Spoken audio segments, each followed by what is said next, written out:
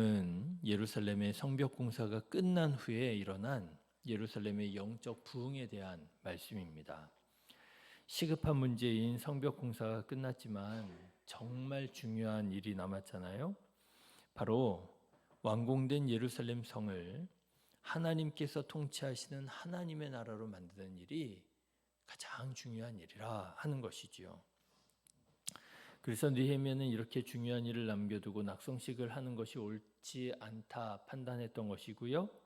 낙성식도 하지 않고 곧바로 인구 배치 문제로 씨름했다 하는 것입니다.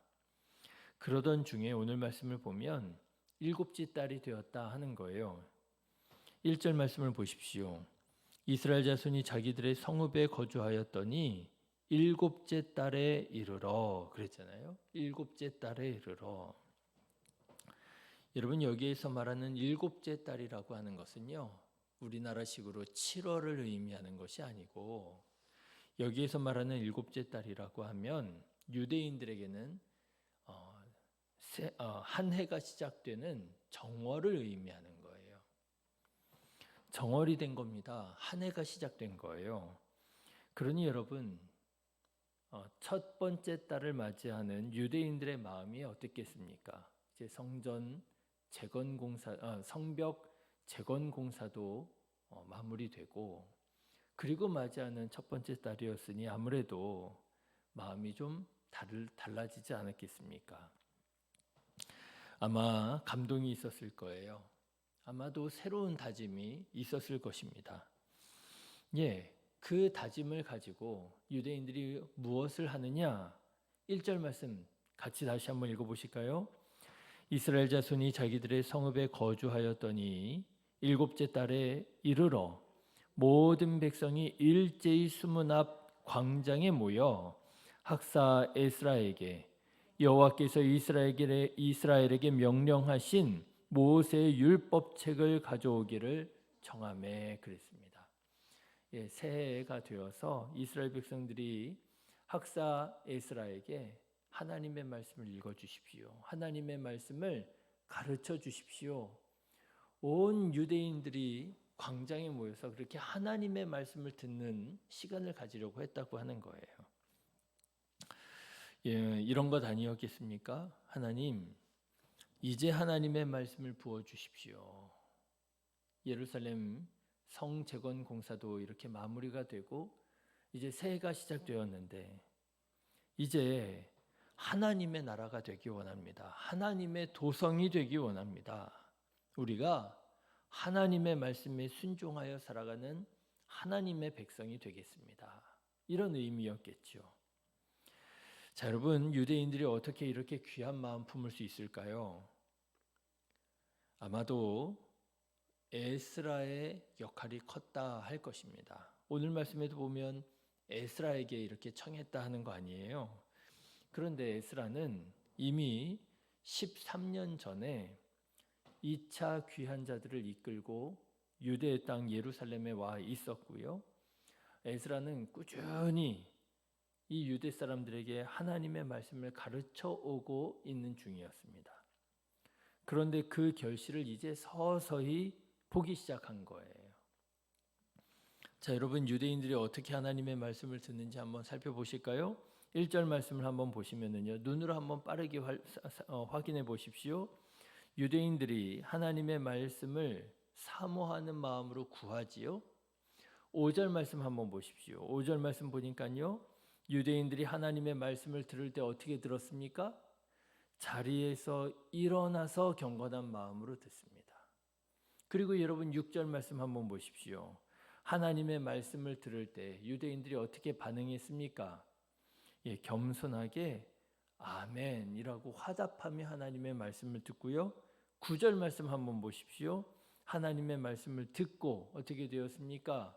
깨닫고 감동하여 울었다 했습니다. 사랑하는 성도 여러분, 이렇게 하나님의 말씀 들으시기를 주님의 이름으로 축원합니다. 하나님의 말씀을 들을 때 감동이 있고요. 하나님의 말씀을 들을 때 사모함이 있고요. 하나님의 말씀을 들을 때 경건함과 겸손함이 있으시기를 주님의 이름으로 축원합니다. 그런데 참 안타까운 것이 저는 오늘 말씀을 묵상하는데 우리가 과연 이렇게 하나님의 말씀을 듣고 있는가? 그렇지 못한 것 같아요. 아쉬움이 있는 것 같아요. 하나님의 말씀을 이렇게 사모하며 듣고 하나님의 말씀을 듣고 이렇게 감동하고 그래서 뭔가 변화가 일어나고 그러고 있느냐? 그러지 못한 것 같아요. 왜 그런가? 여러분, 왜 이렇게 우리가 유대인들처럼 하나님의 말씀을 듣지 못할까요? 말씀을 전하는 자가 부족해서 그럴까요? 물론 그런 면도 없잖아 있을 것 같아요. 예전에 한국 교회에 큰 부흥이 있을 때 그때 하나님 앞에 하나님께 귀하게 쓰임 받았던 목사님들을 보면 정말 참 대단했구나 싶을 때가 있습니다.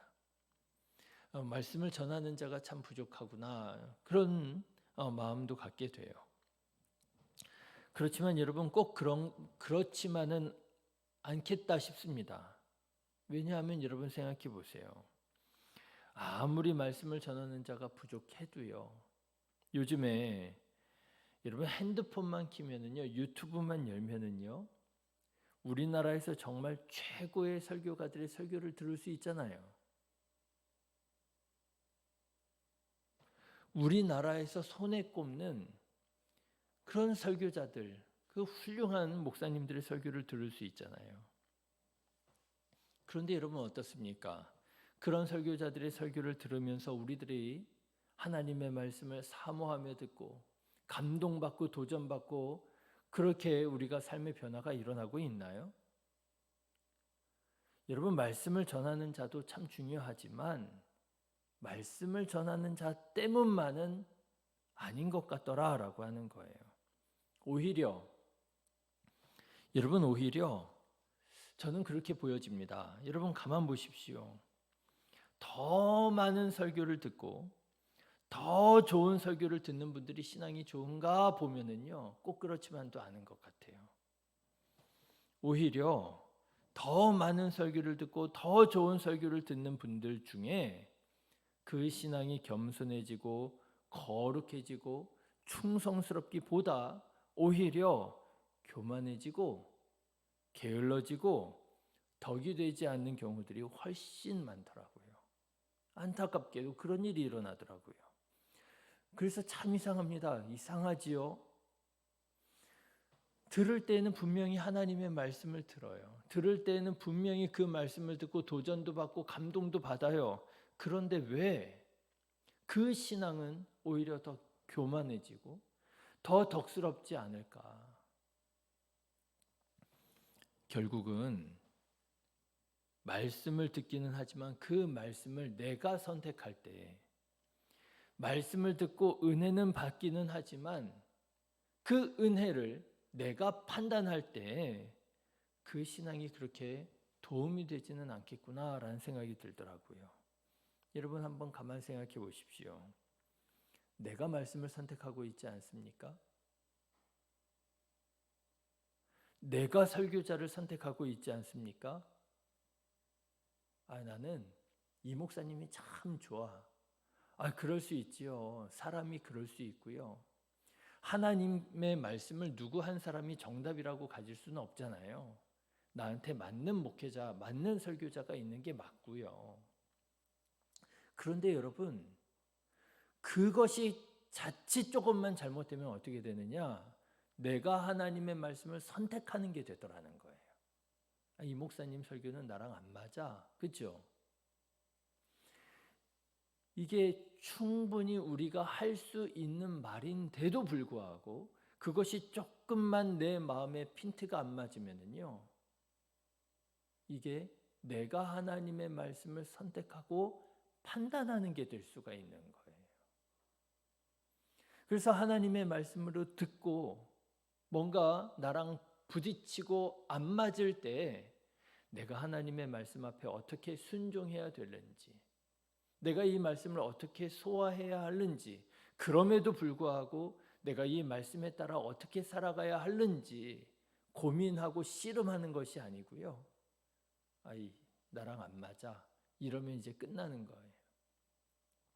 내가 하나님의 말씀을 선택하고 내가 하나님의 말씀을 판단하게 될 때에 아무리 훌륭한 목회자를 통해서 아무리 탁월한 설교자를 통하여 듣는 말씀이라 할지라도 그게 내 신앙에 도움이 되는 게 아니라 오히려 나를 교만하게 만들고 나를 병들게 만드는 것이 될 수도 있겠더라라고 하는 거예요.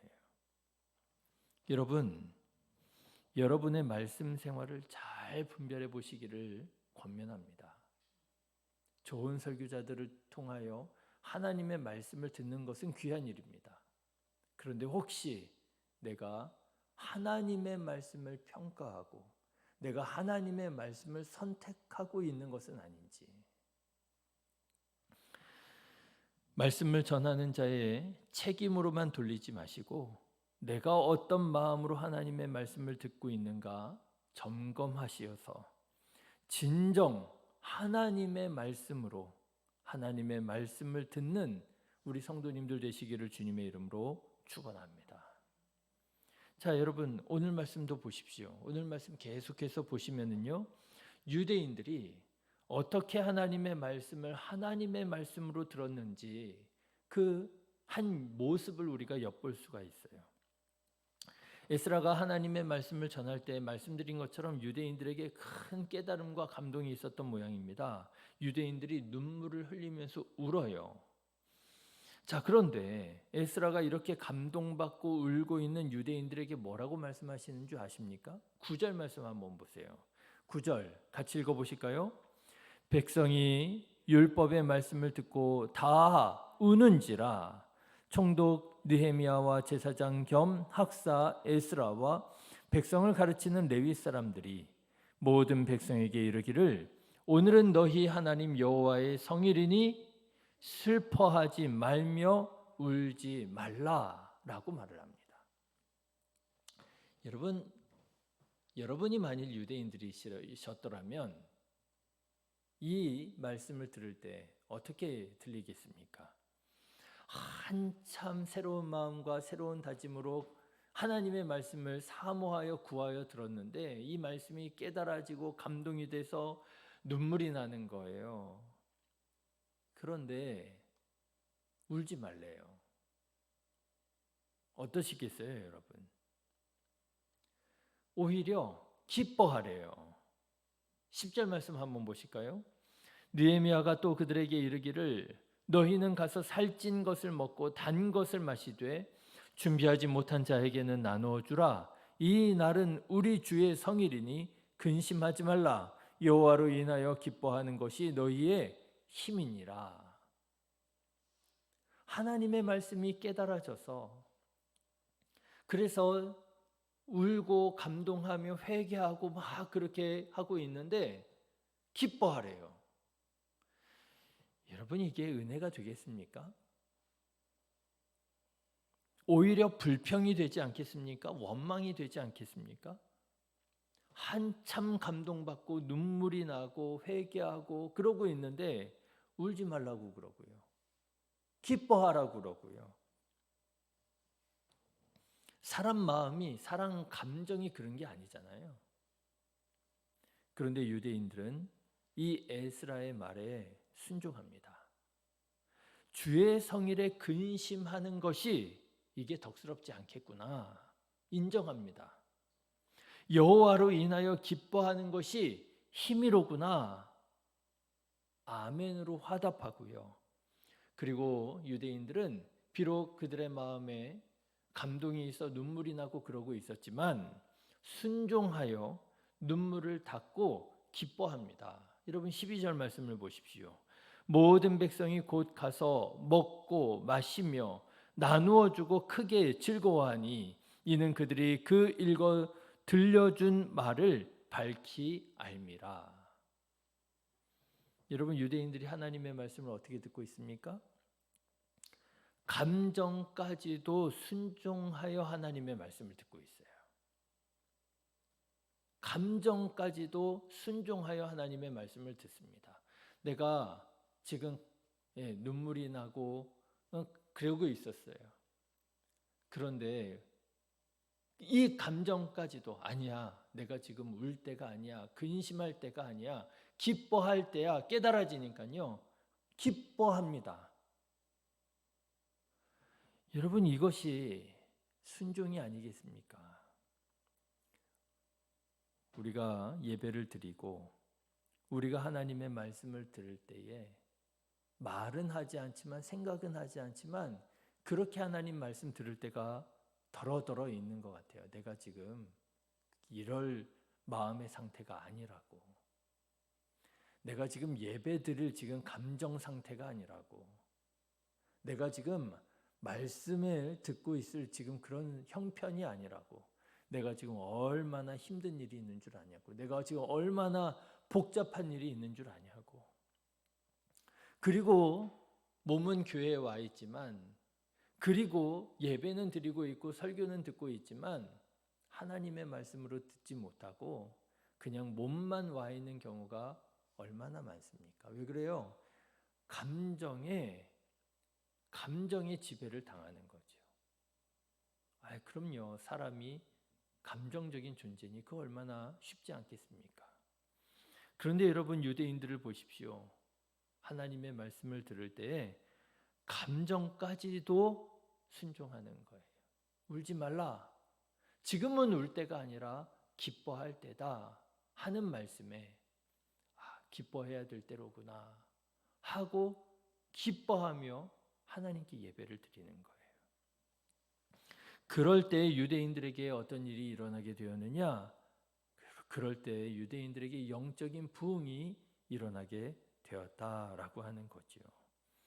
사랑하는 성도 여러분, 이와 같은 부흥이 저와 여러분의 삶 속에서도 우리 교회 안에서도 일어나게 되시기를 주님의 이름으로 축원합니다.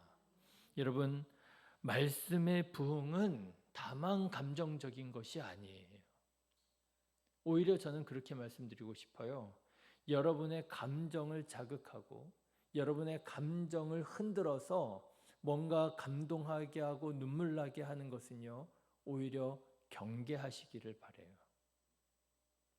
하나님의 말씀은 다만 감정적인 것이 아닙니다. 감정이 중요하지만 내가 무엇에 감동하고 있는가? 과연 하나님의 말씀, 이 복음에 감동하고 있는 것인지, 아니면 어떤 감동적인 이야기에 내가 지금 감동하고 있는 것은 아닌지. 진정한 말씀의 부흥은요, 우리의 감정까지도 우리가 통제하고 순종할 때 일어나는 것입니다. 사랑하는 성도 여러분, 하나님의 말씀에 여러분의 감정까지도 순종할 수 있는 믿음의 사람 되시기를 바랍니다. 그래서 여러분, 오늘 말씀을 보면 유대인들이 이렇게 순종하며 하나님의 말씀을 들을 때 어떤 일이 일어나게 되었느냐? 초막절이라고 하는 절기를 지키게 되는데요. 여러분, 그 초막절이 이런 초막절이 됐대요. 17절 말씀 한번 보십시오. 17절 같이 읽겠습니다. 사로잡혔다가 돌아온 회중이 다 초막을 짓고 그 안에서 거하니 눈의 아들 여호수아 때로부터 그날까지 이스라엘 자손이 이같이 행한 일이 없었으므로 이에 크게 기뻐했더라. 여러분, 초막절을 지켰는데 그 초막절이 어떤 초막절이 되었느냐면요, 역사상 그런 초막절이 한 번도 없었을 만큼 은혜로운 초막절이 되었대요. 여호수아 때로부터, 여호수아 때가 언제예요? 이스라엘 백성들이 가나안 땅에 들어온 때로부터잖아요. 가나안 땅에 들어와서 정착하여 산 때로부터 그날에 이르기까지 이와 같은 초막절이 없었대요. 매년 드리는 초막절이에요. 매년 지키는 명절 절기예요.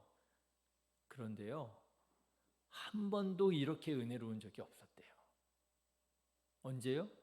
그들의 감정까지 순종하여 하나님의 말씀에 따랐을 때, 그들이 매년 하는 똑같은 절기였는데, 이렇게 말씀드릴 수 있을까요? 우리가 감정까지 순종하여 하나님의 말씀에 순종하고 따를 때, 살아갈 때 매주 드리는 예배인데요. 그 예배가 이전과 다른 예배가 되는 거예요. 은혜가 되고요. 감동이 되고요. 우리 목사님 하는 설교 똑같아. 내가 이미 다 벌써 수년 들어보면서 다 파악했어. 그죠? 제가 본문만 딱 정해도 성도님들 어지간히 파악이 되시잖아요. 그런데 아닌 거예요. 어쩐지 오늘의 예배는 다르고요. 똑같은 설교를 하는 것 같은데 설교가 다르고요. 제가 특별히 특별하게 준비해서 다른 게 아니라 나의 마음이 달라져 있는 것이죠. 전에 없던 예배를 드리게 되는 거예요. 여러분, 이런 말씀의 부흥이 일어나시기를 주님의 이름으로 축원합니다. 하나님의 말씀을 듣는 거죠.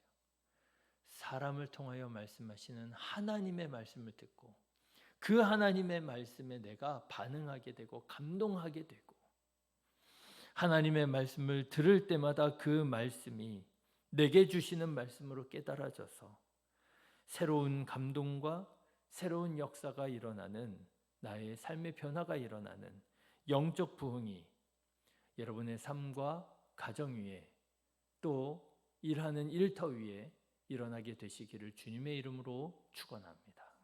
기도하겠습니다. 감사합니다. 하나님 아버지, 오늘도 주님 앞에 모여 우리가 주님의 이름을 높이며 주님께 영광과 찬양을 돌려드립니다. 거룩하신 하나님, 오늘 우리들의 마음을 사로잡아 주시고 주님의 말씀으로 충만하게 하옵소서. 이 말씀이 우리에게 능력이 되고 이 말씀이 우리에게 힘이 되어 오늘 우리가 어떠한 삶의 현장에 있다 할지라도 아버지 하나님, 우리가 흔들리지 않고 그곳에서 하나님의 선하심을 드러내며 하나님의 영광을 드러내며 살아가는 우리들의 삶 되게 하여 주시옵소서. 감동하여 주시는 주님의 마음을 따라 살아가는 하루가 되게 하여 주셔서 오늘 만나는 사람들과 더불어 평화를 누리고 아버지 하나님, 그들에게 선하신 예수님의 복음을 증거하며 하나님, 우리가 그들에게 하나님의 얼굴이 되어서 감동이 되고 은혜를 끼치며 살아갈 수 있도록 주님 도와 주시옵소서. 하나님, 간절한 기도의 제목을 주님 아실 줄로 믿습니다. 우리의 감정까지도 순종하며 주님의 뜻을 구하며 기도할 때에 하나님 역사하여 주시어서 우리의 기도의 제목들에 응답하여 주시고 하나님의 선하신 역사가 일어나게 하여 주시옵소서. 내 마음이 새로워지게 하옵소서. 우리의 가정이 변화되게 하옵소서. 아버지, 우리 교회와 우리 나라가 하나님의 나라가 되게 하여 주시옵소서. 이제는 우리 주 예수 그리스도의 은혜와 하나님 아버지의 크신 사랑과 성령님의 감동, 감화, 역사 충만하심이 오늘도 하나님의 말씀에 순종하여 살아가기를, 내가 하나님의 백성임을 믿음으로 고백하며 살아가기를 이 시간 새롭게 결심하고 또 다짐하는 우리 사랑하는 이 자리에 속한 모든 심령 머리 위에 이제로부터 영원토록 함께하옵시기를 간절히 축원하옵나이다.